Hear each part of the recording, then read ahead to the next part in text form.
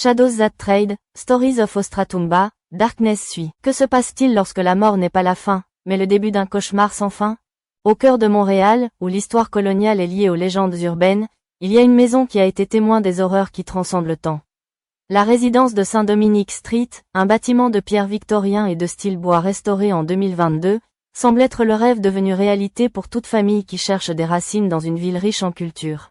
Mais sous ses murs en plâtre impeccable et ses planchers de chêne poli battent un sombre secret, le lien psychique entre un meurtrier et sa victime, un lien si puissant que même la mort n'a pas réussi à le briser.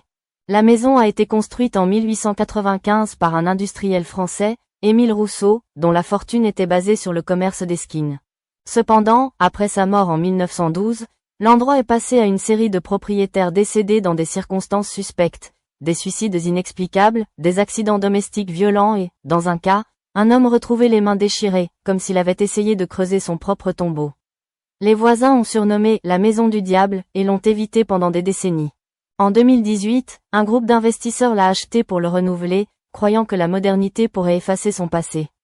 Mais en 2023, lorsque le Beaumont, une famille de classe moyenne haute, a déménagé là-bas, l'enfer s'est réveillé. Les Beaumont étaient une famille apparemment normale. Étienne, un architecte obsédé par le design durable, Camille, professeur de littérature avec un intérêt académique pour le gothique, et ses enfants, Léa, 14, et Thomas, 9. Tout le monde faisait des rêves pour la maison, un jardin vertical, une bibliothèque personnelle, un espace sûr pour élever leurs enfants. Mais dès le premier jour, quelque chose n'allait pas. Les lumières clignotent sans raison. Les portes se fermèrent seules. Et au sous-sol, un écho de marche résonnait, comme si quelqu'un se marchait sur la tête, même si personne n'avait grimpé. La maison n'était pas seulement vivante, j'étais obsédée. L'histoire de la propriété est liée à deux figures clés. Victor Lucier, un tueur en série qui opérait à Montréal entre 1947 et 1953, et Marie-Ève Tremblay, sa dernière victime. Lucier, un boucher de 38 ans avec une histoire de violence psychopathique, a kidnappé et torturé au moins 6 femmes avant d'être arrêté. Selon les archives de la police, il a avoué avoir tué Marie-Ève dans la maison de Saint-Dominique Street, où il l'a enterrée au sous-sol. Mais son corps n'a jamais été retrouvé. Dans son procès, Lucier a déclaré que la jeune femme le possédait, que son esprit le suivait et chuchotait l'ordre de tuer. Ils l'ont déclaré fou et exécuté en 1954. Cependant, des chercheurs modernes ont découvert que Lucier et Marie-Ève partageaient un lien surnaturel, un traumatisme collectif. Tous deux avaient été abandonnés dans l'enfance et élevés dans le même orphelinat, l'Institut des enfants oubliés, où ils ont subi des abus physiques et émotionnels. Là, selon les documents historiques, un prêtre exorciste a effectué des rituels sataniques avec des enfants problématiques, cherchant à libérer leurs démons. Quelque chose s'est mal passé. Un rituel raté a créé un lien psychique entre Victor et Marie-Ève, une corde invisible qui les unit même après la mort. Lorsque le Beaumont a commencé à ressentir des phénomènes inexplicables, ils ont cherché des réponses. Camille, fascinée par Gothique, a enquêté sur le passé de la chambre et a trouvé des références à l'étui Lucier dans les fichiers numériques. Étienne, sceptique, a attribué des événements à des problèmes électriques ou à l'imagination de ses enfants. Mais quand Thomas a commencé à parler dans l'ancien français, un dialecte que personne dans la famille ne connaissait, et Léa a subi des attaques de panique nocturne où il a crié, il la tue à nouveau. Ils ont compris que quelque chose d'autre était en jeu. La maison abritait non seulement les esprits, c'était un miroir déformé de traumatismes humains. Chaque coin reflétait une blessure. La chambre principale, où Lucier a étranglé Marie-Ève, était remplie d'un froid en été. La salle de bain, où il a essayé de la noyer, a coulé du sang sans source apparente. Et le sous-sol, où il l'a enterrée, vibra un buzz constant, comme le rythme d'un cœur géant. Les esprits ne voulaient pas se reposer. Ils voulaient répéter. Victor Lucier et Marie-Ève Tremblay ont été piégés dans un cycle de possession et de violence. Son lien psychique avait muté dans une entité distincte, une force dont une famille avait besoin pour continuer son travail. Le Beaumont, avec leurs propres fissures émotionnelles, la tension entre Étienne et Camille pour la pression économique, l'anxiété de Léa de s'intégrer à l'école, l'isolement de Thomas, était le terrain reproducteur parfait. L'histoire de l'obscurité suit non seulement sur les fantômes, mais sur la façon dont la douleur non résolue peut même corrompre les plus sacrés. La maison est un symbole, un corps malade qui a besoin de guérison. Mais comment guérir quelque chose qui s'est nourri de la peur? Grâce à des entretiens avec des historiens locaux, des dossiers judiciaires et des témoignages de voisins âgés qui se souviennent des rumeurs sur la maison, ce livre reconstruit les événements qui ont amené le Beaumont au bord de la folie. Chaque chapitre dénoute une couche de plus de l'histoire, de l'enquête initiale à une session spiritualiste qui a libéré quelque chose de pire que les esprits originaux. Mais il y a aussi des questions sans réponse. Pourquoi Marie-Ie, une victime, semble aider Victor dans son plan? Y a-t-il une force plus ancienne que les deux, un troisième esprit qui manipule les événements? La famille peut-elle s'échapper ou sont-elles condamnées à faire partie de l'histoire de la maison? L'obscurité suit est un voyage aux limites de la raison, où le passé et le présent entrent en collision, et où l'amour familial est prouvé par une obscurité qui ne comprend pas les morales. Ce n'est pas un livre pour ceux qui recherchent des réponses simples. C'est un miroir cassé qui nous invite à nous demander, quelles ombres nous avons à l'intérieur qu'ils pourraient nous détruire? Janvier 2023. Montréal, Canada. Le Beaumont est arrivé à la maison pour un mardi glacé, avec le ciel leader menaçant la neige. L'étienne, vêtu d'un manteau en laine et de gants en cuir, a inspecté la façade en pierre grise, recouverte de glace. Parfait, murmura-t-il, bien que sa voix tremblait pour voir les fenêtres du deuxième étage, qui semblaient l'observer. Camille, étreignant Thomas pour le garder chaud, il a remarqué une étrange odeur, un mélange d'humidité et de fer, comme du sang rouillé. « Êtes-vous sûr que c'est l'adresse ?» demandait. Étienne a examiné le contrat d'achat. Oui, la société de renouvellement a dit que tout était prêt. Léa, derrière eux, leva les yeux et sentit un froid. Dans une fenêtre du troisième étage, une figure diffuse semblait bouger. Quand il cligna des yeux, il a disparu. À l'intérieur, la maison était un dédale de contradictions. Les murs, peints blancs et beige, contrastaient avec le sol en bois foncé, qui grince comme les os lors de la marche. Le hall principal avait un toit de 5 mètres avec un chandelier en verre qui semblait trop grand pour l'espace. Camille a souligné une fissure à la base du plafond. « Est-ce nouveau ? » « Non, » répondit Étienne. « Ils disent que cela fait partie du style « vintage ». Au cours des premières semaines, les incidents étaient subtils. La porte du sous-sol s'ouvrit seule, révélant une échelle qui descendait dans l'obscurité.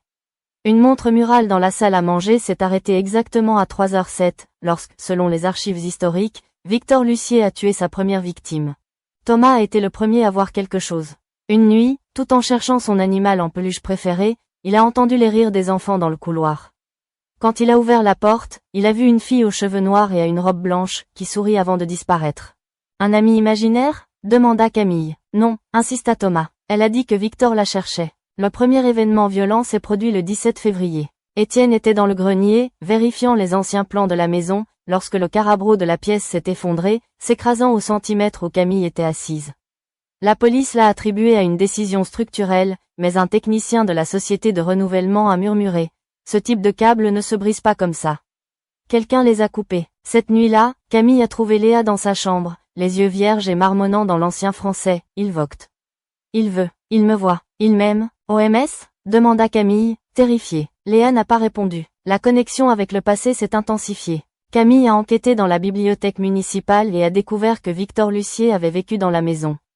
Les journaux de l'époque l'appelaient « le boucher de Montréal », un homme qui a gardé des parties de ses victimes dans un congélateur industriel. Mais ce qui a attiré son attention, c'était une note à l'extérieur dans un journal de police. Lucier a dit que la dernière victime, Marie Tremblay, le possédait. Il a dit que ses cris l'avaient guidé, qu'il n'était pas le meurtrier, mais l'instrument. Comment une victime pourrait-elle contrôler son bourreau? Le 14 mars, un événement a tout changé. Étienne a décidé de nettoyer le sous-sol, qui sentait des terres mouillées et soufrées. Lors du déplacement d'une boîte, il a découvert un tremplin sur le sol, recouvert de toiles d'arrêt. En dessous, il a trouvé une pièce cachée, avec des murs de briques et un squelette partiel dans un coin. À côté du squelette, un journal taché de sang, celui de Marie. Les pages ont été écrites dans une lettre tremblante. Victor n'est pas le seul coupable. Le père Leclerc nous a unis. Il nous a fait un. Il vit en moi, et moi en lui. La maison est notre corps. Personne ne s'échappera. Étienne a fermé le journal, mais il était trop tard. À l'étage supérieur, Camille a écouté un coup. Quand il est descendu, il a trouvé Thomas debout devant le piège ouvert, avec des yeux nuageux et une voix qui n'était pas la sienne. Bienvenue à la maison. Les esprits avaient choisi Thomas comme un nouvel invité. Le lien psychique de Lucier et Tremblay survit non seulement, il a nourri de nouvelles victimes. La maison n'était pas une maison, mais un organisme qui avait besoin que les familles perpétuent son cycle. Le Beaumont avait deux options, fuir ou faire face à la vérité qui se trouvait sous leurs pieds. Mais dans la maison du Hable, même la vérité a des griffes. L'héritage sanglant de Montréal. Découvrez comment les rituels sataniques de l'Institut des enfants oubliés ont forgé le lien entre Victor et Marie et pourquoi la maison continue de revendiquer les âmes. 1947. Institut des enfants oubliés, Montréal. La neige est tombée en flocons épais sur le toit en pierre de l'Institut des enfants oubliés, un bâtiment sombre et allongé qui levait comme monument à l'abandon. Fondé en 1882 par une congrégation religieuse, L'Institut avait été un refuge pour les orphelins, les enfants de prostituées ou les familles trop pauvres pour les maintenir. Mais dans les décennies précédant sa fermeture en 1955, l'endroit est devenu un enfer déguisé en charité. Les enfants étaient traités comme des bovins. Ils dormaient dans des lits de fer sans matelas, manguaient une soupe aqueuse et ont reçu une désobéissance. Mais derrière les murs en plâtre fissuré, quelque chose de pire s'est produit. Des rituels nocturnes dirigés par le père Henri Leclerc, un prêtre exorciste avec une obsession maladive pour libérer des démons. Leclerc croyait que les enfants les plus problématiques, qui avec des menaces violentes ou des tendances autodestructives étaient possédés par les mauvais esprits. Sa solution était brutale, une série d'exorcismes improvisés qui mélangeaient la liturgie catholique, les textes apocryphes et les pratiques païennes. Selon les documents trouvés en 1998 lors de la démolition de l'Institut, ces rituels comprenaient le jeûne forcé, l'isolation sensorielle et, dans certains cas, l'ingestion de perfusions hallucinogènes faites avec des plantes locales telles que bélénio et mandragore. Victor Lucier et Marie-Eux Tremblay sont arrivés à l'Institut en 1938, tous deux avec 5 ans. Victor, fils d'un soldat, est tombé dans la Première Guerre mondiale et une mère qui l'a abandonné à la porte de l'église, a montré un rhume troublant depuis son enfance. Je n'ai pas pleuré, je n'ai pas ri et j'ai observé les autres avec des yeux vides. Marie, en revanche, était une fille brillante, avec une imagination débordante qu'elle a utilisée pour échapper à sa réalité. Mais les deux ont partagé un traumatisme, ils avaient été touchés par l'obscurité bien avant leur rencontre. Le début du lien. En 1941, alors qu'ils avaient 8 ans, Victor et Marie-Eux ont été sélectionnés pour une expérience spirituelle par le père Leclerc. Selon les notes manuscrites trouvées dans le sous-sol de l'Institut, le prêtre pensait que rejoindre 2 âmes torturées pourrait créer un canal de purification, un corps où les démons se manifestent et pouvaient être expulsés. La cérémonie a eu lieu dans une salle souterraine sans fenêtre, avec des murs de briques et un autel impromptu en bois pourri. Victor et Marie étaient liés à 2 chaises, avec les poupées liées par une corde trempée dans l'eau bénite. Leclerc, vêtu d'une robe noire et d'un crucifix inversé, a récité des fragments du rituel Romanum, le manuel officiel de l'exorcisme, ainsi que des invocations aux entités inconnues. Les démons habitent la douleur, murmura-t-il en versant du vin rouge sur la tête. Seule la douleur peut les expulser. Pendant des heures, les enfants ont été criés, des coups et des questions sans fin sur leur péché. Victor est resté silencieux, mais Marie-Eux, accent grave, a pleuré et a supplié la miséricorde. En fin de compte, Leclerc a déclaré que le rituel avait échoué. Les démons ne partent pas. Ils restent, et ils grandissent. La naissance de l'entité. Les séquelles du rituel ont marqué pour toujours. Victor a développé une extrême aversion pour le contact humain, mais aussi une fascination morbide pour la souffrance des autres. Il a commencé à mutiler les animaux dans l'arrière-cour de l'Institut, gardant les pièces dans des pots qui étiquettent avec les noms des saints.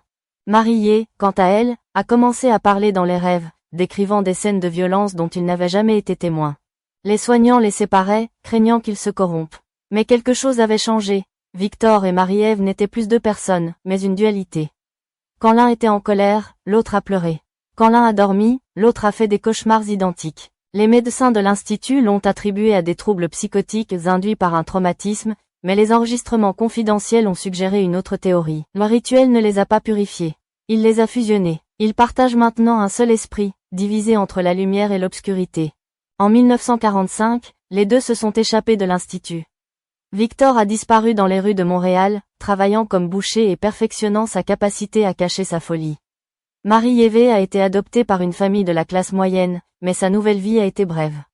En 1947, à l'âge de 14 ans, elle a été kidnappée par Victor, qui l'a emmenée à la maison sur Saint-Dominique Street. La maison en tant que témoin. La résidence de Saint-Dominique Street n'a pas été choisie au hasard. Victor, maintenant adulte, se souvint de l'avoir vue enfant lors d'une excursion scolaire. Cela semblait un endroit où personne n'entendrait les cris. Pendant 3 semaines, il a gardé Marie enfermée dans le sous-sol, la nourrissant avec des morceaux de viande crue et la forçant à répéter des phrases inintelligibles. Selon les témoignages de voisins qui soupçonnaient quelque chose, Victor est allé acheter des provisions et est revenu avec des sacs sanglants, bien qu'il ait insisté sur le fait qu'ils étaient pour l'entreprise. Le 14 avril 1947, Marie est décédée. Il n'y a pas de dossiers officiels de sa mort, mais des rapports de police ultérieurs mentionnent que Victor a avoué l'avoir étranglée après qu'elle lui ait dit qu'il ne voulait pas être lui. Mais ici, la contradiction survient. Pourquoi Victor a-t-il insisté sur le fait que Marie-Ève était toujours en vie, qu'il a contrôlé de la mort? Dans son procès, Lucier a déclaré que, à sa mort, Marie-Ève ne s'est pas libérée, mais que son esprit a fusionné avec le sien, créant une entité hybride qui avait besoin de nouvelles victimes pour survivre. Elle a chuchoté avec moi des ordres, a-t-il déclaré lors de sa déclaration. Il m'a dit qui tu es, comment le faire. J'étais juste son outil. Les psychiatres l'ont diagnostiqué avec une schizophrénie paranoïaque, mais l'un d'eux, le docteur Émile Fournier, a écrit dans son rapport personnel. Je ne suis pas sûr que Lucier ment. J'ai vu des patients souffrant de troubles de l'identité dissociative, mais c'est différent. C'est comme si deux personnes avaient partagé une seule conscience, même après la mort. La maison comme prison. Après l'exécution de Victor en 1954, la maison est passée à une série de propriétaires décédés dans des circonstances inexplicables. Mais les dossiers historiques suggèrent que le lien entre Victor et Marie-Hé ne s'est pas rompu. En 1962, un chercheur paranormal, Jacques Moreau, a documenté des phénomènes à la chambre. Des voix d'enfants dans le sous-sol, chantant des chansons dans l'ancien français. Du sang qui est apparu sur les murs, formant des mots comme « Je ne suis jamais allé », une phrase que Camille Beaumont verrait des décennies plus tard. Une figure féminine vue au 3e étage, avec une robe blanche et des cheveux noirs, qui ont disparu à l'approche. Moreau a conclu que la maison n'était pas un endroit, mais un corps habité par l'entité de Victor et Marie-Hé. La maison est sa prison et son temple, a-t-il écrit. Ils ont besoin de nouvelles âmes pour la garder en vie. L'arrivée du Beaumont. Lorsque le Beaumont a signé le contrat d'achat en 2023, ils ne savaient pas qu'ils acceptaient un contrat avec quelque chose de plus âgé que la propriété elle-même. La maison les a choisis pour une raison, leurs propres fissures émotionnelles les ont rendus vulnérables. Étienne, obsédée par le contrôle de l'espace physique, a ignoré les signes d'alarme parce qu'elle pensait qu'elle pouvait apprivoiser la maison avec la technologie et le design. Camille, fascinée par Gothique, cherchait une histoire à raconter, mais ne s'attendait pas à ce que l'histoire la choisisse. Léa, se battant avec la pression sociale, était sensible à l'influence de Marie-Hé, qui semblait sympathiser avec son anxiété. Et Thomas, le plus jeune, était le lien faible. Son esprit toujours non formé a été fait par un conteneur parfait pour l'entité partagée. La possession de Thomas n'était pas un accident. C'était une répétition du rituel de l'Institut des enfants oubliés, un moyen de recréer la connexion originale. La maison avait besoin d'un nouveau lien, une nouvelle dualité, pour poursuivre son cycle. Qu'est-il arrivé au 3e esprit? Dans l'introduction, une question cruciale a été soulevée. Y a-t-il une force plus ancienne que Victor et Marie-Ève, un 3e esprit qui manipule les événements? Les indices sont dans les détails. L'odeur du fer que le Beaumont a ressenti en entrant, le buzz dans le sous-sol qui ne correspond à aucune source électrique, et à la phrase « Je ne suis jamais allé », qui semble écrit par quelqu'un qui n'est pas Marie-Ève. Dans les archives de l'Institut des enfants oubliés, il y a une référence à un 3e enfant impliqué dans le rituel de 1941. Un garçon du nom de Lucien Dufresne, 10 ans, est décédé lors de la cérémonie. Selon les notes de Leclerc, Lucien a été le premier à recevoir l'esprit, mais son corps ne pouvait pas le contenir. Il est mort les yeux ouverts et un sourire qui n'a pas disparu ou après sa mort. Certains chercheurs croient que Lucien n'est pas vraiment mort, mais a fusionné avec l'énergie du rituel, devenant un gardien du lien entre Victor et Marie-Ève. Son esprit, ou ce qui reste de lui, pourrait être à l'origine des événements actuels, en s'assurant que le cycle continue. Le cycle qui ne se termine pas. La maison n'est pas seulement un lieu de mort, c'est un organisme psychique qui se nourrit de traumatismes non résolus. Chaque famille qui fait partie du rituel, une pièce qui doit être sacrifiée pour maintenir la connexion en vie. Les Beaumont sont piégés dans ce cycle, mais ils ont toujours une opportunité, comprendre le passé pour le casser. S'ils peuvent découvrir la vérité sur Lucien Dufresne et le véritable objectif du rituel de l'éclat, peut-être qu'ils peuvent libérer Victor et Marie-Ève.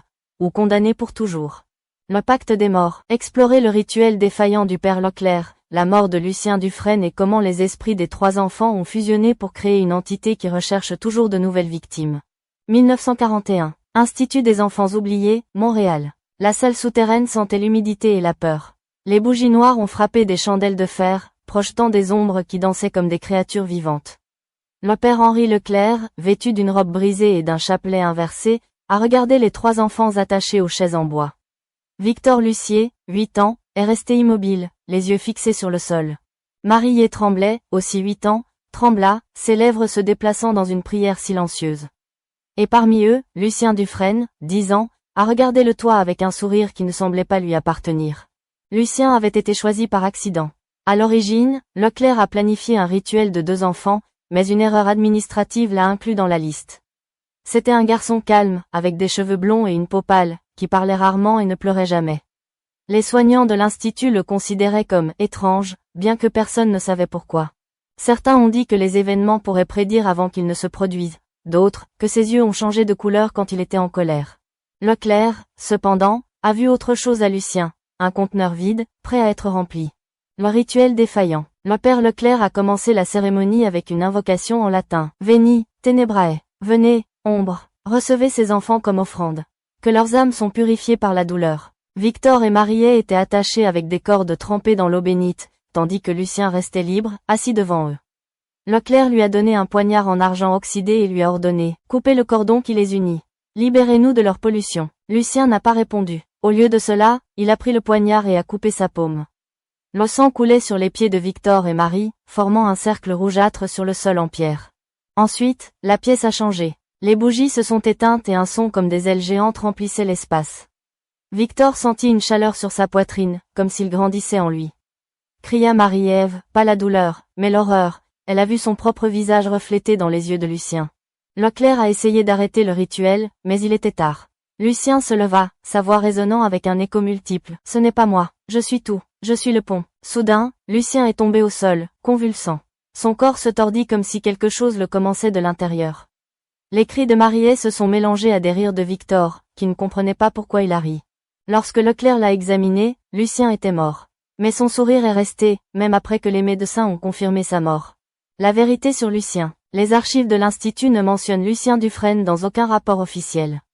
Cependant, en 1998, lors de la démolition du bâtiment, un journal caché dans un faux mur a été trouvé. Il appartenait à une infirmière nommée Marguerite Lavoie, qui a écrit « Lucien n'était pas un enfant commun. Il est arrivé à l'Institut sans document, sans passé. Il a dit que sa mère l'avait abandonné parce qu'il n'était plus humain. Personne ne l'a cru, mais maintenant je pense qu'il avait raison. » Le journal révèle que Lucien était possédé depuis l'âge de 5 ans par une entité inconnue, une force qui se nourrissait du lien entre les âmes endommagées. Sa présence dans le rituel n'était pas une coïncidence, c'était le catalyseur nécessaire pour fusionner Victor et Marie-Ève dans une seule conscience partagée. À la mort de Lucien, son esprit n'est pas parti. D'un autre côté, il a rejoint le lien entre Victor et Mariet, devenant un « troisième œil », une entité qui a regardé et manipulé le lien. L'entité partagée. Après le rituel, Victor et Mariet ont développé une relation symbiotique. Lorsque Victor a commis ses premiers meurtres en 1947, Mariet, toujours en vie, a ressenti la douleur des victimes comme s'il était la sienne. Mais je ne pouvais pas l'arrêter, la connexion était irréversible. Dans son journal, Marie-Ève a écrit « Victor n'est pas lui-même, quelque chose d'autre le guide. Parfois, j'entends des voix que je ne reconnais pas. L'un d'eux ressemble à Lucien, mais il ne peut pas être. Il est mort. » La police a trouvé le journal après le meurtre de Marie-Ève, mais l'a ignoré comme le délire d'une victime traumatisée. Cependant, les dossiers médico-légaux montrent quelque chose de dérangeant. Les blessures dans le corps de Mariet ne correspondent pas aux déclarations de Victor. Certains étaient trop précis, comme s'il avait été fabriqué par une personne ayant une expérience médicale. D'autres détails, tels que la position des doigts de la victime, formant un symbole de l'Église catholique, ont suggéré une intention rituelle à l'extérieur de Victor. La maison comme corps. La maison de Saint-Dominique Street n'a pas seulement été choisie par Victor pour son isolement. Selon les cartes historiques de Montréal, la terre où elle se trouve était un cimetière indigène au XVIIIe siècle, un endroit sacré où les tribus locales ont enterré leurs chamans. Lorsque les colons français ont construit la maison en 1895, ils ont non seulement détruit les tombes, mais aussi suscité quelque chose qui dormait sous la terre.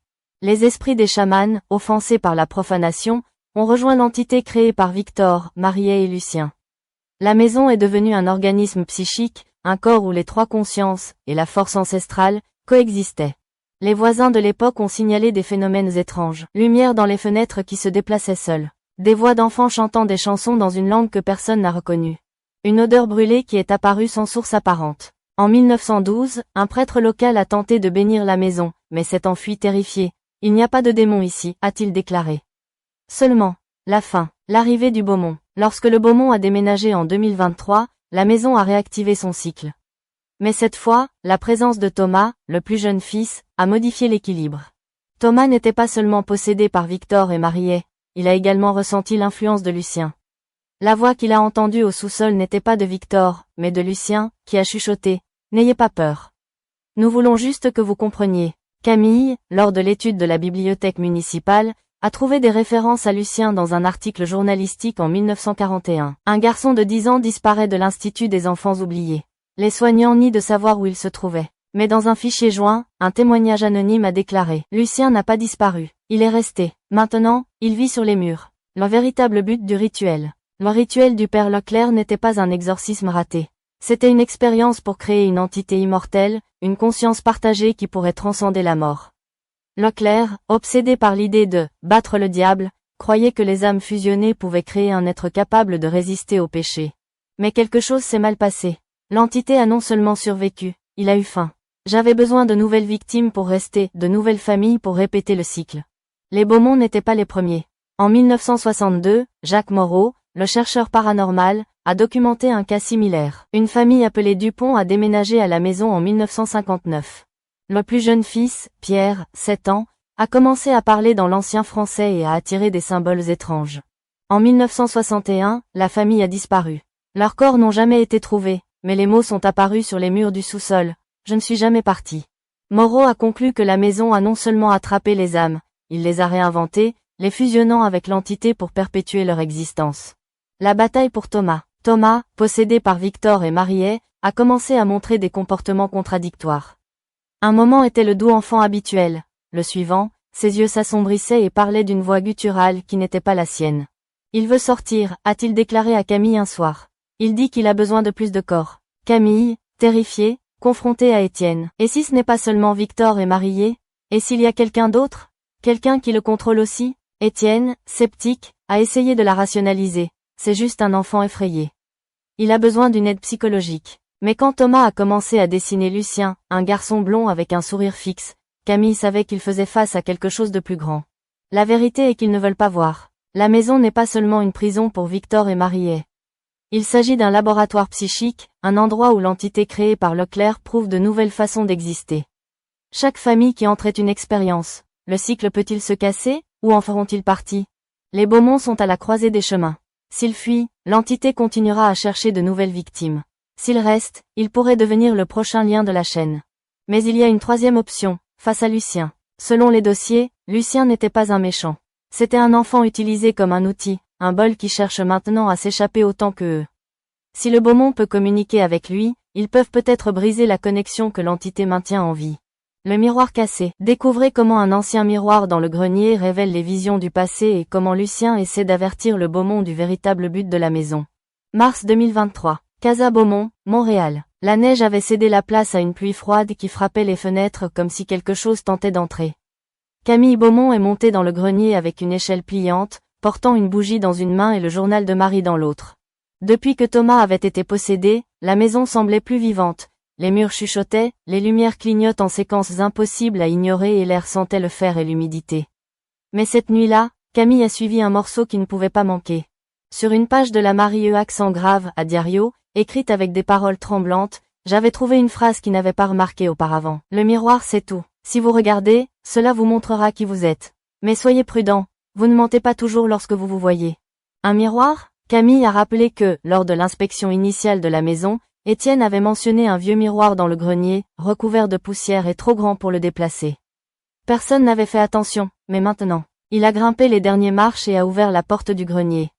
L'air était dense, comme s'il était chargé d'électricité statique. Devant elle, dans un coin sombre, le miroir l'attendait. Le miroir qui ne devrait pas exister. L'encadre était du bois sculpté, avec des symboles que Camille ne reconnaissait pas.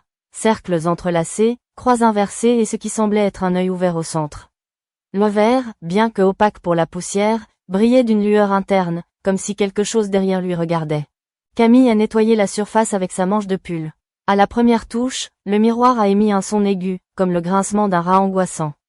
La bougie à la main s'est éteinte. Ensuite, il a vu quelque chose à bouger. Ce n'était pas son reflet. C'était Victor Lucier, debout dans une pièce sombre, avec du sang dans ses mains. Sa bouche bougeait, mais n'a pas émis son son. Derrière lui, une figure féminine ne doute pas Mariet était agenouillée, les yeux fermés et les lèvres se déplaçant dans une prière silencieuse. L'image a changé. Maintenant, c'était Lucien Dufresne, debout devant un mur de pierre, souriant avec ce sourire fixe qui avait terrifié les soignants de l'Institut. Sa voix résonnait dans la tête de Camille, claire et froide. « Je ne suis pas le gardien. Je suis la porte. Es-tu hôtesse ?» Camille recula, mais le miroir l'a attirée comme un aimant. Son reflet est apparu, mais ce n'était pas elle. C'était une version plus jeune, avec des cheveux noirs et des yeux vides, la même expression qu'il avait vue sur les photos de Mariet. « Qu'est-ce que tu es ?» demanda à Camille à haute voix. Le miroir a répondu par un mot. « Vrai, les visions qui ne devraient pas être vues. » Camille est descendue pour chercher Étienne et les enfants, mais la maison avait changé. Les portes se fermèrent seules, les couloirs s'allongeaient et les escaliers semblaient prendre dans différents endroits à chaque fois que je marchais dessus. Enfin, il a trouvé Étienne dans la cuisine, vérifiant les câbles électriques. Nous devons parler, a-t-il dit, d'une voix tremblante. Étienne la regarda, remarquant la peur dans ses yeux. Que se passe-t-il maintenant? Le miroir. Ce n'est pas seulement un miroir. Montrer des choses. Images du passé. De Victor, de Marie, même de Lucien. Étienne fronça les sourcils. Lucan? Qui est Lucien? Camille lui a tout dit. Le rituel de l'Institut des enfants oubliés, la mort de Lucien, la théorie selon laquelle son esprit avait fusionné avec Victor et Marie pour créer une entité psychique. Si le miroir peut montrer le passé, nous pouvons peut-être comprendre comment arrêter cela, a déclaré Camille. Ou peut-être que nous devons devenir fous, répondit Étienne. Mais c'est Léa qui les a convaincus. Je l'ai vu aussi, a-t-il dit, d'une voix basse. Qu'as-tu vu? Demanda Camille. Léa trembla. Moi, mais ce n'était pas moi. C'était quelqu'un d'autre, quelqu'un qui voulait blesser. Le test du miroir. Ils ont décidé d'essayer le miroir ensemble. Ils sont montés dans le grenier, Thomas s'accrochant à la main de Camille. L'enfant était silencieux depuis sa possession, mais marmonnait maintenant des mots inintelligibles. Quand il se tenait devant le miroir, il a réagi immédiatement. Les images ont coulé comme un film déformé. Le rituel de l'Institut, 1941, Lucien coupant le palmier, Victor et Marie-Ève se sont unis par le sang, Leclerc hurlant en latin tandis que le corps de Lucien convulsionne. Le meurtre de Marie-Ève, 1947, Victor l'étranglant dans la chambre principale, les yeux ouverts dans un moment de compréhension, comme si elle avait compris qu'elle ne pouvait pas s'échapper. The Dupont Family, 1961, Pierre, le plus jeune fils, dessinant des symboles sur les murs du sous-sol pendant que ses parents criaient, le mot « lait étalé » apparaissant dans le sang. Mais ensuite, le miroir a montré quelque chose de nouveau. Une figure inconnue, vêtue d'une robe sombre, debout au sous-sol de la maison. Il n'était pas Victor, ni Marie-Ève, ou Lucien. C'était quelqu'un d'autre. La voix de Lucien résonnait dans son esprit. Il est le vrai propriétaire. Celui qui nous a fait comme ça. La vérité sur le miroir. Le miroir n'était pas seulement un objet. C'était un portail psychique, un outil créé par le père Leclerc lors du rituel de 1941. Selon les dossiers trouvés dans le diario de Marie-Ève, Leclerc avait obtenu le miroir d'un collectionneur d'artefacts cachés à Paris, qui l'a prévenu. Ce miroir ne montre pas le monde. Il montre l'âme, utilisée uniquement pour les dignes. Mais Leclerc n'était pas digne. Il a utilisé le miroir pour purifier les enfants, croyant qu'il révélerait leurs démons internes. Au lieu de cela, le miroir a absorbé les âmes de Victor, Marie et Lucien, les fusionnant dans une entité qui habitait maintenant la maison. Le miroir a non seulement montré le passé, il a montré le présent et l'avenir, selon qu'il a regardé. Pour Camille, il a révélé sa connexion avec Marie. Pour Léa, ses peurs les plus profondes. Et pour Thomas, Thomas regarda le miroir et vit Lucien. Il me parle, a déclaré l'enfant, d'une voix monotone. Qu'est-ce qu'il dit? Demanda Camille. Thomas ferma les yeux. Il dit que la maison n'est pas une maison. C'est une prison, et que le miroir est le seul moyen de s'échapper. Le plan désespéré. Étienne, toujours sceptique, a proposé de détruire le miroir. Si c'est la source de tout, le briser pourrait nous libérer. Mais Camille n'était pas sûre. Et si nous libérons quelque chose de pire? Léa, d'une voix ferme, a déclaré. Nous devons demander à Lucien. Il sait comment terminer cela. Ils ont décidé de faire un test. Camille a écrit une note et l'a placée devant le miroir. Comment casser le cycle? Ils ont attendu. Quelques minutes plus tard, le miroir a répondu. Pas avec des mots, mais avec une image. Une main brisant le miroir, tandis que Victor, Marie et Lucien ont disparu dans un nuage de lumière. Mais il y a eu un avertissement. Sous l'image, une phrase est apparue. La vérité a un prix. Préparez-vous à le payer. La décision. La famille a plaidé pendant des heures. Briser le miroir pourrait les libérer, mais aussi éveiller l'entité qui l'a contrôlé. Si le miroir était la porte, comme l'avait dit Lucien, qu'est-ce qui était de l'autre côté? Thomas, d'une voix douce, a dit « Je pense que Lucien veut nous aider. Il dit qu'il ne veut plus être ici. » Camille a ressenti un froid. « Comment savons-nous que ce n'est pas Victor qui joue avec nous? » « Parce que Lucien ne ment jamais, répondit Thomas. Étienne, résigné, a pris un marteau. « Si nous allons faire cela, faisons-le maintenant. » Mais quand il a levé le marteau, le miroir a émis un son assourdissant. Les plafonniers clignotent et une voix différente des autres a résonné dans la pièce. « Non, ne cassez pas la porte. Ouvrez-la. » La voix n'était pas de Victor, ou Marie, ou Lucien. C'était la voix du véritable propriétaire de la maison. La salle interdite. Découvrez qui est le vrai propriétaire de la maison, ce qui se trouve derrière la porte scellée du sous-sol et comment le miroir n'était pas le seul outil du père Leclerc à contrôler l'entité. Mars 2023. Casa Beaumont, Montréal. Le son du miroir a résonné dans le grenier comme un cri noyé. La voix, profonde et gutturale, n'était pas de Victor, ni de Marie-Ève, pas même Lucien.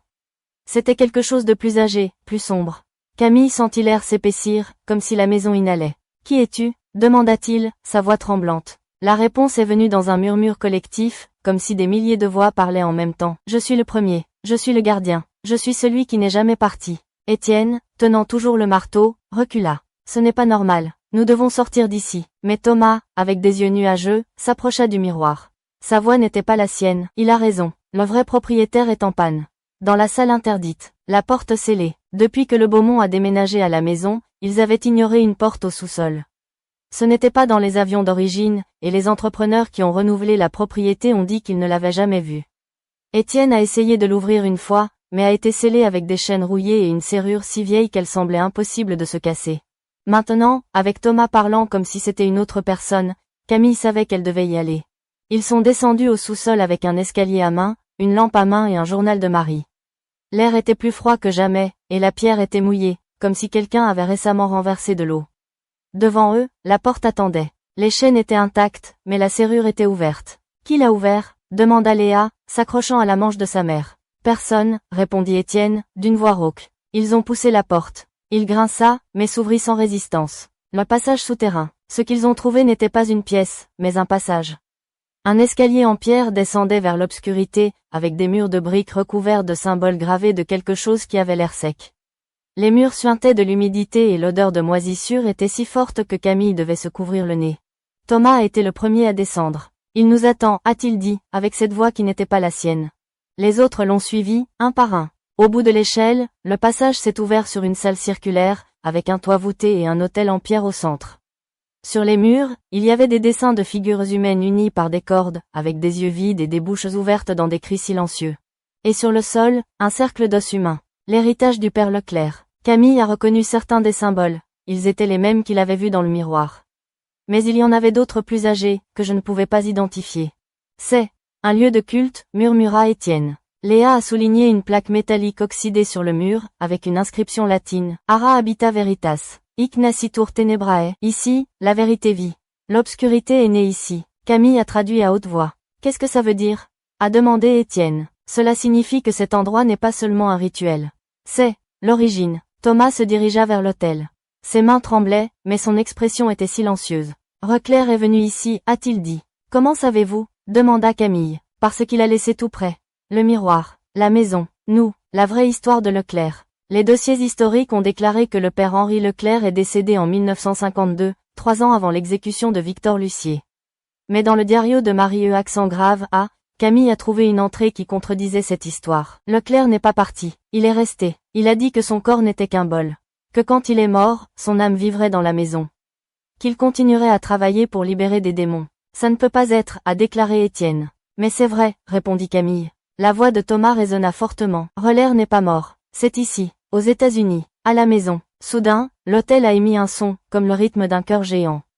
Les murs vibraient et les figures attirées par eux semblaient bouger. Une voix, la même chose qu'ils avaient entendue dans le miroir, ont rempli la pièce. Oui, je suis ici, et tu es mes nouveaux instruments. Le rituel de la Renaissance. Thomas tomba à genoux, saisissant sa tête. Son corps se tordit et sa voix a changé. Il veut nous utiliser, comme Victor l'a utilisé, comme il a utilisé Marie.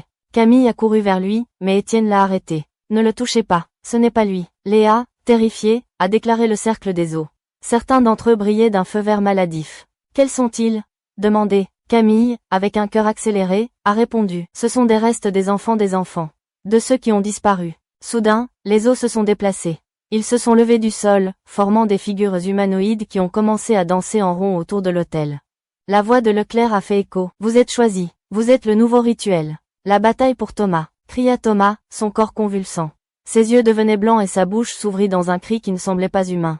Aide-moi, il a fourni, avec sa propre voix. Camille le serra dans ses bras, mais il secoua de force surnaturelle. Il me prend, a déclaré Thomas, avec des larmes aux yeux. Lucien est apparu, pas physiquement, mais comme une figure légère dans le coin de la pièce. Son sourire n'était pas, et ses yeux étaient tristes. Ne vous laissez pas vous contrôler, dit-il à Thomas. Comme ? A demandé à l'enfant. Le miroir règne. Seulement il peut l'arrêter. Camille a rappelé l'avertissement du miroir. La vérité est un prix. Préparez-vous à le payer. Thomas, tu dois nous faire confiance, a déclaré Camille. Conféré à Lucien, a ajouté Léa. Thomas hocha la tête. Il s'est levé et a couru vers la sortie du passage, criant « Allez, nous devons retourner au miroir. » Le vol. Les figures faites d'os les ont persécutés, leurs mouvements maladroits mais persistants. Les murs du passage ont commencé à fermer, comme si la maison tentait de les attraper. Ils ont couru dans l'escalier en pierre, grimpant aussi vite qu'ils le pouvaient. Derrière eux, la voix de Leclerc a rugi. « Tu n'es pas échappé, tu vas faire partie de moi. » Lorsqu'ils sont arrivés au grenier, Thomas a pris le marteau d'Étienne. « Rapide !» cria Camille. Thomas a soulevé le marteau et s'est écrasé dans le miroir. L'explosion était aveuglante. Un éclair de lumière blanche a rempli la pièce, suivi d'un son comme celui d'une tempête. Les fenêtres se sont brisées et le toit a tremblé. Et puis, silence. La fin du cycle. Le miroir était cassé. Les fragments brillaient sur le sol, ne reflétant pas leur visage, mais les images du passé, Victor, Mariet, Lucien, et Leclerc. Mais maintenant, tout le monde avait l'air avec la paix. Lucien est apparu une dernière fois, souriant comme avant. « Merci, dit-il. Tu as fini ?» demanda Léa. Lucien hocha la tête. La maison n'est plus sa prison. C'est maintenant votre repos. Thomas, épuisé, s'est assis par terre. Je ne l'écoute pas. Camille le serra dans ses bras. Nous sommes en sécurité. Mais Étienne, regardant par la fenêtre cassée, a demandé « Et la maison ? Que va-t-il lui arriver ?» La réponse est venue sous la forme d'une brise douce, comme un soupir. La maison a expiré. La vérité qui a été laissée. Une semaine plus tard, le Beaumont a quitté la maison. Il ne pouvait pas le vendre. Aucun agent immobilier ne voulait la toucher. Mais il ne pouvait pas non plus le brûler. Quand ils ont tenté d'appeler la police, les appels ne se sont pas connectés. La maison est toujours là. Vide, silencieux. Mais au sous-sol, sous la poussière, il y a une nouvelle inscription sur le mur du passage. La vérité est le prix. Nous le payons. Que personne d'autre ne le fait. Et dans le miroir cassé, si vous regardez attentivement, vous pouvez voir 3 chiffres souriant au loin. Vainqueur. Marie-Yévé. Lucien. Et derrière eux, une ombre plus sombre. Toujours respirer. La séance d'LL. Découvrez ce qui se passe lorsqu'un chercheur paranormal rentre chez lui des décennies plus tard, croyant qu'il peut contrôler l'entité. Et comment le miroir cassé révèle à nouveau des secrets que personne ne devrait savoir. Octobre 2043. Casa Beaumont, Montréal. 30 ans après la fuite de la maison, le bâtiment était toujours debout, abandonné et couvert de lierre noire. La neige de l'hiver précédent avait laissé un manteau de glace dans les fenêtres, et le toit a montré des fissures qui menaçaient de s'effondrer. Mais pour le docteur Élise Moreau, chercheur paranormal et descendant de Jacques Moreau, l'historien qui a documenté les événements de 1962, la maison était une opportunité unique, prouver que l'entité qui y vivait non seulement existait, mais pouvait être contrôlée. Élise, 38 ans, était une figure reconnue dans le monde du surnaturel. Sa carrière était basée sur l'étude des cas classiques de possession et d'entités psychiques, mais sa motivation personnelle était plus profonde. Son grand-père, Jacques Moreau, était décédé en 1999 dans des circonstances suspectes, laissant un journal incomplet avec des notes sur la maison de Saint-Dominique Street. Dans les dernières pages, il a écrit « Je n'ai pas réussi à les libérer. Je les ai seulement enragés.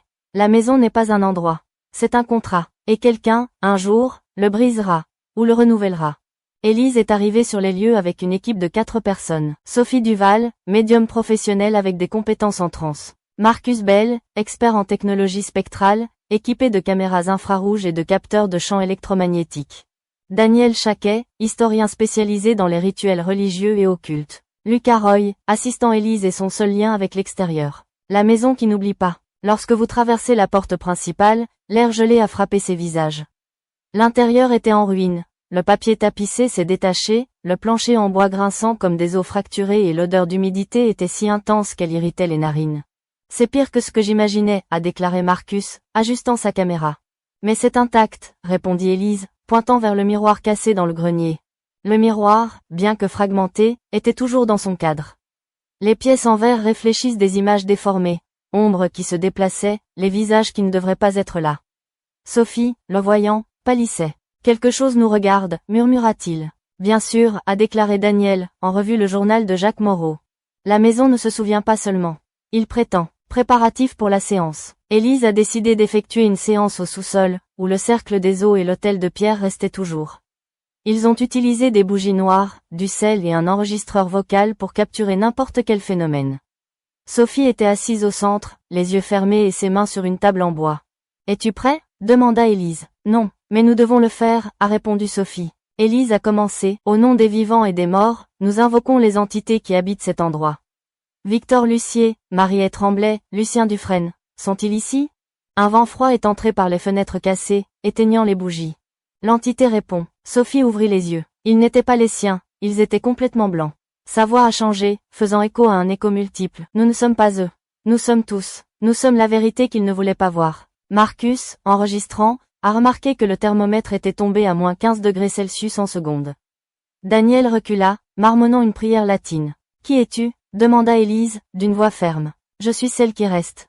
Celui qui ne parte pas. Celui qui ne partira jamais. » Sophie est tombée au sol, convulsant. Quand il a récupéré, il a pleuré. Ce n'était pas un. Il y en avait des milliers. Des voix, criant dans ma tête. Daniel a passé en revue l'enregistreur. La voix de Sophie n'avait pas été la seule dans l'enregistrement.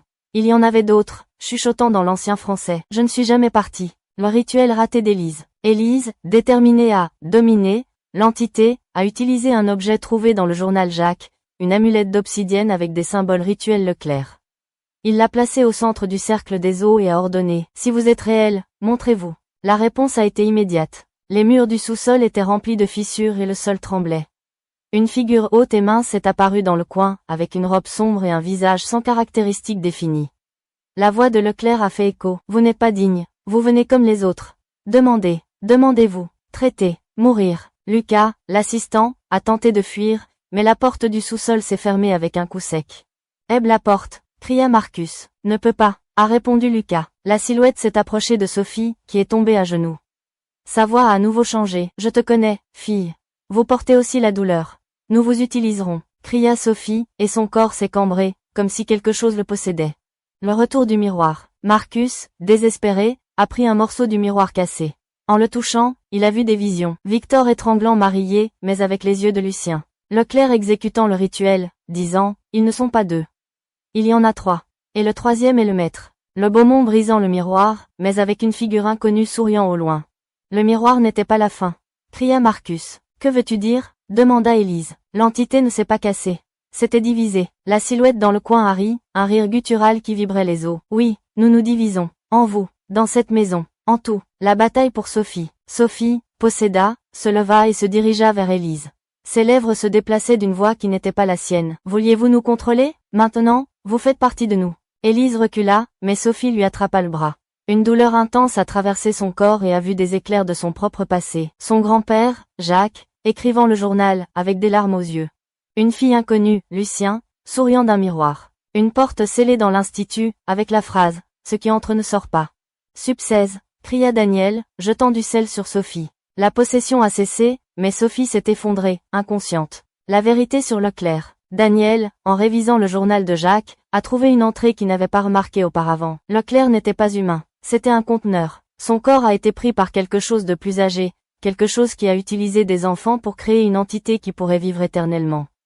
La maison n'est pas leur maison. C'est son corps. Marcus, pointant vers l'autel, a déclaré « Regardez ça ». Au sol, le cercle des eaux brillait d'un feu vert maladif. Des figures humanoïdes ont commencé à se former, comme dans le rituel d'origine. « Nous devons sortir », cria Lucas. Le vol final. L'équipe a couru vers la sortie, mais le passage souterrain s'est fermé derrière eux. La maison les a attrapés, comme il l'avait fait avec les familles précédentes. Sophie, récupérant, a pris un morceau du miroir et l'a jeté contre l'autel. L'impact a provoqué une explosion de la lumière blanche et les figures osseuses se sont désintégrées. Il a fondé, cria Marcus. Mais Leclerc, ou ce qui lui restait, est apparu une dernière fois. Vous ne vous échapperez pas. Vous reviendrez tous. La lumière a disparu et la maison était silencieuse. Les 4 ont survécu, mais aucune n'était la même. Sophie a perdu la capacité de parler. Marcus a quitté sa carrière et s'est retiré dans un monastère. Daniel a publié un livre que personne ne croyait. Et Élise est retournée à l'institut de recherche, mais dans ses notes finales, il a écrit « Nous n'avons pas réussi à briser le cycle. Nous l'étendons simplement. La maison continue de réclamer. Et je sens sa voix dans mes rêves. » 1 an plus tard, Élise a disparu. Son corps n'a jamais été retrouvé, mais sur son ordinateur, un dernier fichier audio a été découvert. Je fais partie d'eux maintenant. La maison n'est pas un endroit. C'est une promesse. Et je l'ai accomplie. Et dans le miroir cassé, si vous regardez attentivement, vous pouvez voir une nouvelle figure dans l'ombre. Le cri au sous-sol. Découvrez ce qui se passe lorsqu'un groupe d'adolescents décide d'explorer la maison abandonnée en 2063, croyant que ce n'est qu'un mythe urbain, et comment le miroir cassé révèle à nouveau des secrets que personne ne devrait savoir. Octobre 2063. Casa Beaumont, Montréal. La maison était toujours là, comme un corps pétrifié par le temps. 35 ans après la disparition d'Élise Moreau, ses murs étaient toujours recouverts de lierre noire, de fenêtres cassées et de toits partiellement effondrés. Mais pour Alex Vigneult, 17 ans, ce n'était qu'un mythe urbain de plus. la maison du diable, un endroit où les fantômes d'un meurtrier et de sa victime ont attiré le curieux de les tuer. Alex et ses amis, Noémie, 16, Malik, 18, et Clara, 17, avaient grandi en écoutant des histoires sur la maison. À l'école, les enseignants ont averti que personne qui était entré n'était indemne. Mais pour les adolescents, c'était une opportunité, enregistrer une vidéo d'exploration urbaine pour TikTok, gagner des millions de vues et prouver qu'ils n'avaient pas peur. Ils sont arrivés au coucher du soleil, avec des caméras GoPro, des lampes de poche et une bouteille de vin bon marché pour casser la glace. Alex, avec sa veste en cuir et son attitude de leader, a été le premier à traverser la porte brisée. « Avez-vous peur ?» demanda-t-il en riant. « Seulement il y a des araignées, » répondit Noémie, ajustant son sac à dos. Il ne savait pas que la maison les avait déjà choisis. La maison qui n'oublie pas. À l'intérieur, l'air sentait la moisissure et le fer. Le plancher en bois grinça sous ses pieds et les murs étaient recouverts de graffitis fabriqués par des générations d'intrus. Dans le hall principal, un chandelier tombé a bloqué une partie de la route, et sur le toit, une fissure en forme d'œil semblait les observer. Clara, la plus sceptique du groupe, a déclaré un signe oxydé sur le mur. « Ne passe pas. La vérité est un prix. »« Comment pensez-vous que c'est un montage ?» demandait. Mais Malik, vérifiant son téléphone, a remarqué quelque chose d'étrange. Il n'y a aucun signe. Ni GPS. C'est comme si nous étions piégés. Alex l'a ignoré et est monté dans le grenier, où il a trouvé le miroir cassé. Les fragments brillaient d'un feu vert maladif, et dans l'un d'eux, il a vu son reflet. Mais ce n'était pas lui. C'était un enfant aux cheveux blonds et un sourire fixe. « Qui es-tu » a-t-il demandé à haute voix. La réponse est venue sous la forme d'un cri aigu qui résonnait du sous-sol. Le cri qui ne devrait pas exister. Le son était indubitable, un cri de femme, aigu et désespéré, comme si quelqu'un était tué. Mais il ne venait pas d'un endroit spécifique. Il semblait sortir des murs, du sol, de l'air lui-même. « Ont-ils écrit ça ?» demanda Noémie, pâle. « C'est juste le vent » a déclaré Alex, bien que sa voix tremblait. Ils ont décidé de descendre au sous-sol pour enquêter. La porte était ouverte, malgré le fait que les archives historiques ont déclaré qu'elle avait été scellée après la disparition d'Élise Moreau. Quand ils sont descendus, ils ont trouvé l'autel de pierre, le cercle des eaux et les figures humanoïdes dessinées sur les murs. Mais quelque chose avait changé. Astérisque astérisque, le cercle des eaux brillait d'un feu vert, et au centre, il y avait une nouvelle pièce, un os d'un crâne humain, avec une inscription latine. « Je ne suis jamais allée. » Clara s'est approchée, fascinée. C'est un vrai artefact. Cela pourrait valoir une fortune. Mais quand il l'a touché, le sol tremblait. L'entité se réveille. Un vent froid a envahi le sous-sol, éteignant les lampes de poche. Les murs vibraient et le cri a été répété, cette fois plus près. « Sortons d'ici » cria Malik. Mais la porte du sous-sol s'est fermée avec un coup sec. Alex, tenant toujours son appareil photo, concentrait le miroir cassé. Dans l'un des fragments, il a vu Lucien Dufresne, souriant avec ce sourire qui n'a jamais disparu. Sa voix résonnait dans l'esprit d'Alex. « Vous n'êtes pas le premier. Vous ne serez pas le dernier. La maison a toujours faim. » Noémie, terrifiée, a dit le cercle des eaux. Des figures humanoïdes ont commencé à se déplacer, s'élevant du sol en tant que marionnettes contrôlées par des fils invisibles. « Ce sont des squelettes » cria Clara. L'un d'eux s'est jeté vers Malik, qui l'a esquivé pendant des secondes. « Nous devons briser le cercle » dit Alex, se souvenant du journal de Jacques Moreau qu'il avait lu il y a des années. La bataille pour Clara. Clear, tenant toujours l'os avec enregistrement, il a commencé à convulser. Ses yeux devenaient blancs et sa voix a changé. « Pourquoi reviens-tu ? Tu n'as pas appris ?» C'était la voix de Marie-Ève Tremblay, mais mélangée avec les autres, Victor Lucier, Lucien Dufresne, Élise Moreau, et autre chose. Clear, se réveille, cria le nom, saisissant son bras. Mais Clara l'a poussé avec une force surhumaine. « Nous ne sommes pas des fantômes. Nous sommes la maison, et vous êtes nos nouveaux invités. » Alex, désespéré, a pris l'os de Clara et l'a jeté contre l'autel. L'impact a provoqué une explosion de la lumière blanche et les figures osseuses se sont désintégrées. La vérité sur le miroir. La lumière a révélé quelque chose que les adolescents ne s'attendaient pas. Une porte cachée sur le mur du sous-sol, avec un symbole de l'œil qu'ils avaient vu sur le toit. « Qu'est-ce que c'est ?» demanda Malik. Daniel Chaquet, l'historien qui avait participé à l'expédition d'Élise Moreau, avait laissé une note dans son livre publié en 2044. Sous l'autel, il y a une porte. Ne l'ouvrez pas, c'est le cœur de la maison.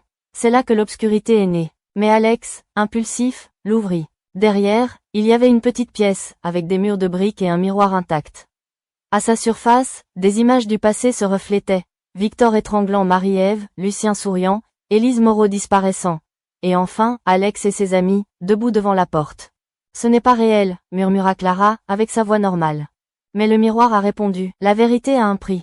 Préparez-vous à le payer. » Le vol final. La maison a commencé à s'effondrer. Les murs se sont craqués et le plafond du sous-sol s'est effondré. Les adolescents ont couru à la sortie, mais le passage souterrain s'est fermé derrière eux.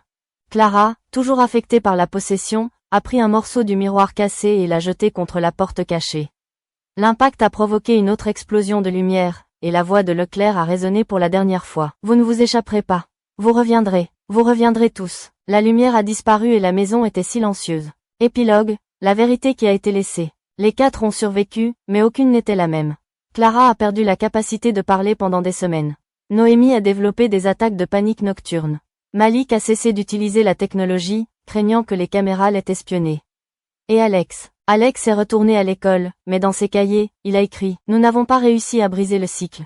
Nous l'étendons simplement. La maison continue de réclamer. Et je sens sa voix dans mes rêves. » 1 an plus tard, Alex a disparu.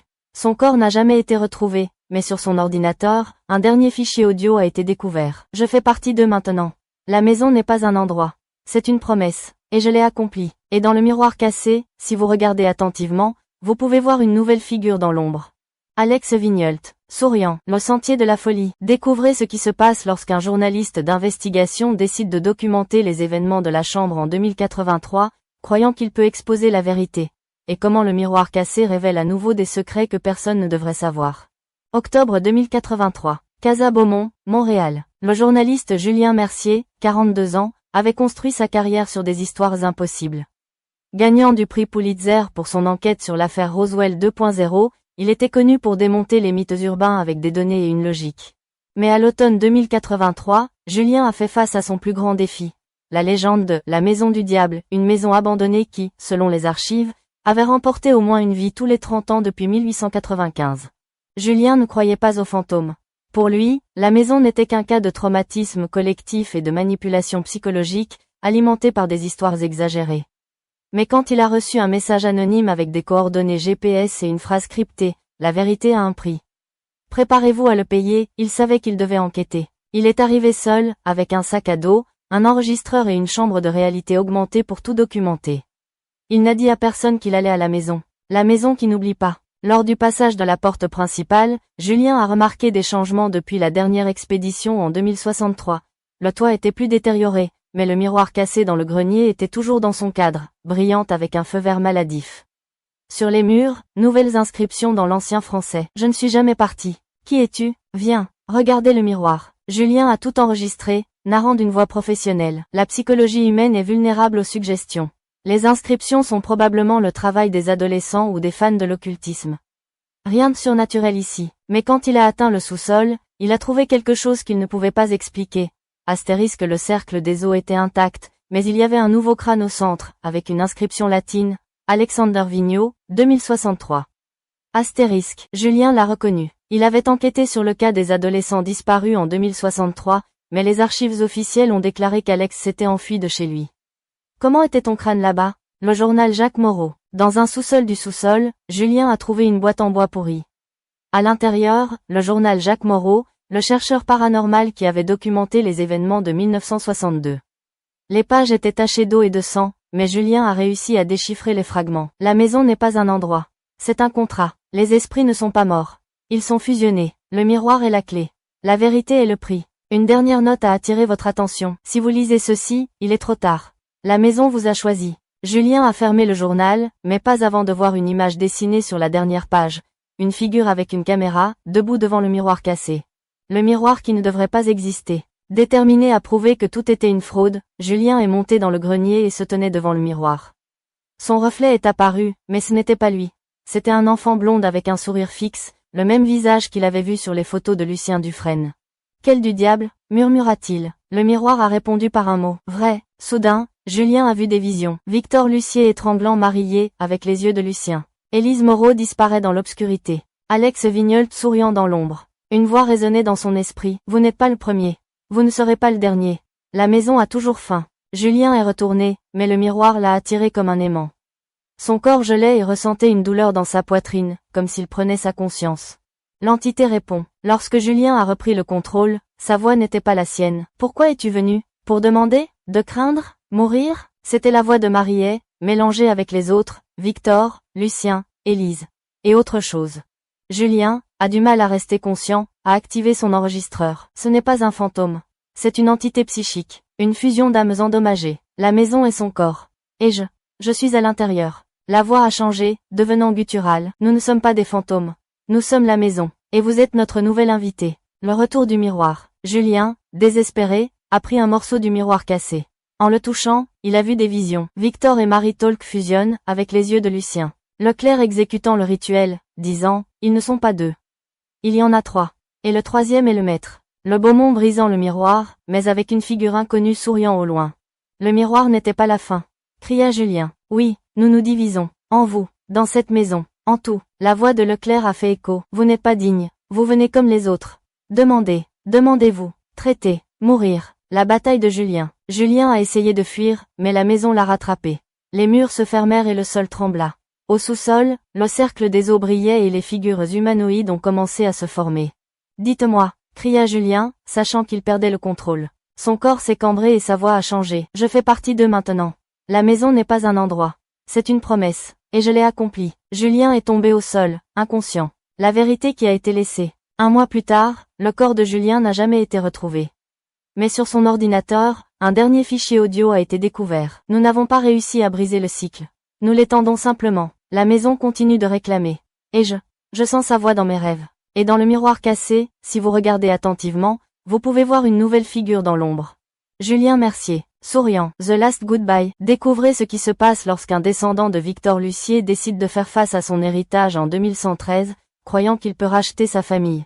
Et comment le miroir cassé révèle à nouveau des secrets que personne ne devrait savoir. Octobre 2113. Casa Beaumont, Montréal. 118 ans après la fuite du Beaumont, le bâtiment était toujours debout, mais maintenant c'était un monument à l'époque. Le toit était complètement effondré, les murs s'inclinaient comme s'il était fatigué de se soutenir, et le miroir brisé dans le grenier n'était qu'un souvenir de sa présence ancienne. Mais pour Émile Lucier, un descendant direct de Victor Lucier, c'était le seul endroit où vous pouviez trouver des réponses. Émile, 35 ans, était un psychologue médico-légal spécialisé dans les traumatismes hérités. Enfant, il avait subi des cauchemars avec une maison en pierre, un enfant blond souriant et une voix chuchotant. Vous n'êtes pas lui, mais vous portez son sang. En 2112, après avoir enquêté sur son arbre généalogique, il a découvert le lien avec Victor Lucier et a décidé de faire face à l'héritage de sa famille. Il est arrivé seul, avec un drone d'exploration, un scanner de champs magnétiques et un enregistreur. Il ne croyait pas aux fantômes, mais à l'énergie psychique, l'idée que des traumatismes extrêmes pouvaient laisser des traces dans l'environnement, affectant ceux qui sont entrés en contact avec eux. En traversant la porte principale, l'air gelé l'a frappé. Le sol grinça sous ses bottes, et l'odeur d'humidité et de fer était si intense que la gorge s'est irritée. Dans le hall principal, il a trouvé des graffitis des générations précédentes. Je ne suis jamais parti. Qui es-tu? Viens, regardez le miroir. Émile a tout enregistré, narrant d'une voix professionnelle. Il s'agit d'un cas classique de traumatisme collectif. Les inscriptions sont une pure suggestion. La maison n'est pas un bon endroit. C'est un laboratoire psychique. Mais quand il est monté dans le grenier, il a trouvé le miroir cassé. Les fragments brillaient d'un feu vert maladif, et dans l'un d'eux, il a vu son reflet. Mais ce n'était pas lui. C'était Victor Lucier, avec les yeux de Lucien. Quel du diable, murmura-t-il. Le miroir a répondu par un mot. Vrai, journal de Victor Lucier. Dans une salle du sous-sol, Émile a trouvé une boîte en métal rouille. À l'intérieur, le journal de Victor Lucier, écrit entre 1947 et 1954. Les pages ont été tachées de sang sec, mais lisibles. Elle n'est pas partie. Il n'est jamais parti. Il a chuchoté. Ordin. Il m'a dit qui tu es, comment le faire. J'étais juste son outil. Une dernière note a attiré votre attention. Si vous lisez ceci, il est trop tard. La maison vous a choisi. Émile a fermé le journal, mais pas avant de voir une image dessinée sur la dernière page. Une figure avec son nom, debout devant le miroir cassé. Le miroir qui ne devrait pas exister. Déterminé à prouver que tout était une fraude, Émile s'est arrêté devant le miroir. Son reflet est apparu, mais ce n'était pas lui. C'était un enfant blonde avec un sourire fixe, le même visage qu'il avait vu sur les photos de Lucien Dufresne. Quel du diable, murmura-t-il. Le miroir a répondu par un mot. Vrai. Soudain, Émile a vu des visions. Victor Lucier étranglant Marillier, avec les yeux de Lucien. Élise Moreau disparaît dans l'obscurité. Alex Vigneult souriant dans l'ombre. Julien Mercier enregistre son dernier message. Une voix résonnait dans son esprit. Vous n'êtes pas le premier. Vous ne serez pas le dernier. La maison a toujours faim. Émile recula, mais le miroir l'attirait comme un aimant. Son corps gelait et ressentait une douleur dans sa poitrine, comme s'il prenait sa conscience.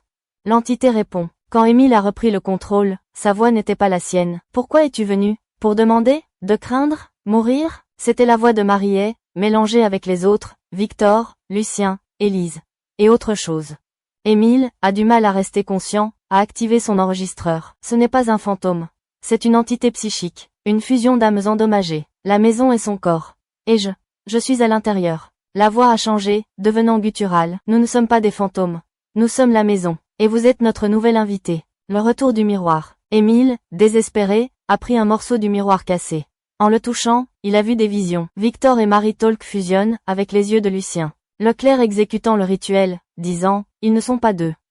Il y en a trois. Et le troisième est le maître. Le Beaumont brisant le miroir, mais avec une figure inconnue souriant au loin. Le miroir n'était pas la fin. Cria Émile. Oui, nous nous divisons. En vous, dans cette maison, en tout. La voix de Leclerc a fait écho. Vous n'êtes pas digne. Vous venez comme les autres. Demandez. Demandez-vous. Traitez. Mourir. La bataille pour Émile. Émile a essayé de fuir, mais la maison l'a rattrapé. Les murs se fermèrent et le sol trembla. Au sous-sol, le cercle des eaux brillait et les figures humanoïdes ont commencé à se former. Dites-moi, cria-t-il, sachant qu'il perdait le contrôle. Son corps s'est cambré et sa voix a changé. Je fais partie d'eux maintenant. La maison n'est pas un endroit. C'est une promesse. Et je l'ai accomplie. Émile est tombé au sol, inconscient. La vérité qui a été laissée. 1 mois plus tard, le corps d'Émile n'a jamais été retrouvé. Mais sur son ordinateur, un dernier fichier audio a été découvert. Nous n'avons pas réussi à briser le cycle. Nous l'étendons simplement. La maison continue de réclamer. Et je sens sa voix dans mes rêves. Et dans le miroir cassé, si vous regardez attentivement, vous pouvez voir une nouvelle figure dans l'ombre. L'obscurité qui reste. Découvrez ce qui se passe lorsqu'un groupe d'archéologues décide de creuser les fondements de la maison en 2143, croyant qu'ils peuvent trouver des preuves physiques de l'entité. Et comment le miroir cassé révèle à nouveau des secrets que personne ne devrait savoir. 2143 octobre. Casa Beaumont, Montréal. 140 ans après la fuite du Beaumont de la maison, le bâtiment était toujours debout, bien que maintenant il ne s'agissait d'un peu plus qu'une pierre pourrie et un squelette en bois. Le toit s'était complètement effondré, les fenêtres étaient des trous sombres et le miroir cassé dans le grenier n'était que beaucoup de fragments recouverts de poussière. Mais pour le docteur Amara Patel, l'un des principaux archéologues du projet Casa del Diablo, était une découverte historique, la structure la plus ancienne de Montréal avec des enregistrements d'activités paranormales continues. Amara, 45 ans, était un expert des civilisations manquantes et des sites de traumatologie collective. À côté de son équipe, le docteur Elias Carter, historien, le docteur Lin Shu, géophysicien, et Sophia Moral, doctorant, avaient obtenu la permission de creuser les fondements de la chambre, estimant qu'ils pouvaient trouver des preuves physiques de l'entité qui l'habitait. Nous ne recherchons pas des fantômes, a déclaré Amara à la presse avant de commencer. Rechercher des réponses, a ajouté Elias. Mais personne ne savait que la maison ne serait pas expulsée si facilement. Les fouilles qui ne doivent pas être faites. L'équipement a utilisé des scanners de pénétration des terres pour cartographier les fondations. Les résultats étaient dérangeants. Sous le sous-sol, il y avait une caméra cachée, une structure rectangulaire qui n'apparaissait pas dans les plans d'origine. Comment ne l'ont-ils pas trouvée avant? Demanda Sophia. Parce qu'elle ne voulait pas être trouvée, a répondu Amara. Soyez prudents, ils ont commencé à creuser. Le 3e jour, ils ont trouvé une entrée scellée avec des briques et une plaque métallique oxydée avec l'enregistrement. Ara habita veritas. Hic nascitur tenebrae. Ici, la vérité vit. L'obscurité est née ici. L'un, ajustant ses capteurs, il a remarqué quelque chose d'étrange. Le champ magnétique ici est anormal. Comme s'il y avait une énergie résiduelle. Amara l'a ignoré. Nous ouvrons ceci. La chambre secrète. La porte a cédé avec un croquant sec, révélant un escalier en pierre qui descend vers l'obscurité. L'air était dense, avec l'odeur de moisissure et de fer. En arrière-plan, ils ont trouvé une pièce circulaire, avec des murs de briques recouverts de symboles enregistrés avec quelque chose qui avait l'air sec. Au centre, un autel en pierre et un cercle d'os humains. Mais la chose la plus inquiétante était ce qu'ils ont trouvé dans un coin. Un squelette pour enfant, assis avec un dos droit, tenant une amulette obsidienne. Est-ce un enfant? Demanda Sophia, d'une voix tremblante. Non, répondit Elias, vérifiant les os. C'est Lucien Dufresne. L'amulette Leclerc. L'amulette de l'obsidienne avait des symboles similaires au miroir cassé. Amara l'a pris, ignorant les avertissements d'Elias. C'est juste un objet rituel. Mais en le touchant, l'amulette brillait d'un feu vert maladif. Une voix résonnait dans l'esprit d'Amara. Pourquoi es-tu venu? Pour demander? De craindre? Mourir? Sophia, en révisant le squelette de Lucien, a remarqué autre chose. Il a une fracture dans le crâne. Mais cela ne semble pas naturel. C'est comme si quelque chose était sorti à l'intérieur. Soudain, le sol tremblait. L'entité se réveille. Les murs de la pièce ont commencé à vibrer et les figures attirées en eux se sont déplacées. Les ombres ont pris vie, formant des silhouettes humanoïdes qui entouraient l'équipe. Ils appellent, criaient l'un, mais la porte s'est fermée avec un coup sec. Amara, tenant toujours l'amulette, a vu des visions. Victor Lucier étranglant Marillier avec les yeux de Lucien. Leclerc exécutant le rituel, disant, ils ne sont pas deux. Il y en a trois. Et le troisième est le maître. Le Beaumont brisant le miroir, mais avec une figure inconnue souriant au loin. La voix de Leclerc a fait écho. Vous n'êtes pas digne, vous venez comme les autres. Demandez, demandez-vous, traitez, mourir. La bataille pour Sophia. Sophia, terrifiée, a approché le squelette de Lucien. En touchant l'os de sa main, il a ressenti une douleur intense et est tombé à genoux. Sa voix a changé, avec un écho multiple. Pourquoi reviens-tu? Tu n'as pas appris? C'était la voix de Marie-Ève Tremblay, mélangée à d'autres, Victor, Lucien, Élise Moreau, Julien Mercier et Émile Lucier. Sophia, réveille-toi, cria Amara, attrapant son bras. Guillemets double. Mais Sophia l'a poussé avec une force surhumaine. Nous ne sommes pas des fantômes. Nous sommes la maison, et vous êtes nos nouveaux invités. L'un, désespéré, a pris l'amulette et l'a jetée contre l'autel.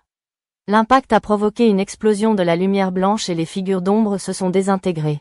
La vérité sur l'entité. La lumière a révélé quelque chose que les archéologues ne s'attendaient pas. Une porte en pierre sur le mur arrière, avec un symbole de l'œil qu'ils avaient vu sur le toit. Elias, examinant ses notes, a rappelé quelque chose du journal de Jacques Moreau. Sous l'autel, il y a une porte. Ne l'ouvrez pas, c'est le cœur de la maison. C'est là que l'obscurité est née. Mais Amara, impulsive, l'ouvrit. Derrière, il y avait une petite pièce, avec des murs de briques et un miroir intact. À sa surface, des images du passé se reflétaient. Victor et Marie-Ève ont fusionné, Lucien souriant, Élise Moreau disparaissant. Et enfin, Amara et son équipe, debout devant la porte. Ce n'est pas réel, murmura Sophia, avec sa voix normale. Mais le miroir a répondu, la vérité a un prix. Préparez-vous à le payer. Le vol final. La maison a commencé à s'effondrer. Les murs se sont craqués et le plafond du sous-sol s'est effondré. L'équipe a couru vers la sortie, mais le passage souterrain s'est fermé derrière eux. Sophia, toujours affectée par la possession, a pris un morceau du miroir cassé et l'a jeté contre la porte cachée. L'impact a provoqué une autre explosion de lumière, et la voix de Leclerc a résonné pour la dernière fois. Vous ne vous échapperez pas. Vous reviendrez tous. La lumière a disparu et la maison était silencieuse. Les quatre ont survécu, mais aucune n'était la même. Sophia a perdu la capacité de parler pendant des semaines. Elias a quitté l'archéologie et s'est retiré dans un monastère. L'un a publié un livre que personne ne croyait. Et Amara est retournée à son université, mais dans ses notes finales, elle a écrit « Nous n'avons pas réussi à briser le cycle. Nous l'étendons simplement. La maison continue de réclamer. Et je sens sa voix dans mes rêves. » 1 an plus tard, Amara a disparu. Son corps n'a jamais été retrouvé, mais sur son ordinateur, un dernier fichier audio a été découvert. Je fais partie d'eux maintenant. La maison n'est pas un endroit. C'est une promesse. Et je l'ai accomplie. Et dans le miroir cassé, si vous regardez attentivement, vous pouvez voir une nouvelle figure dans l'ombre.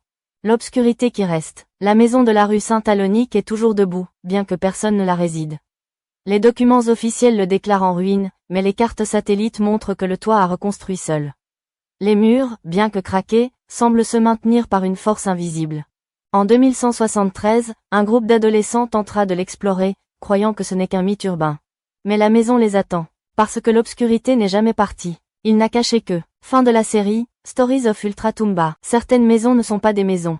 Ce sont des prisons. Et certaines âmes ne se reposent pas. Ils s'attendent juste.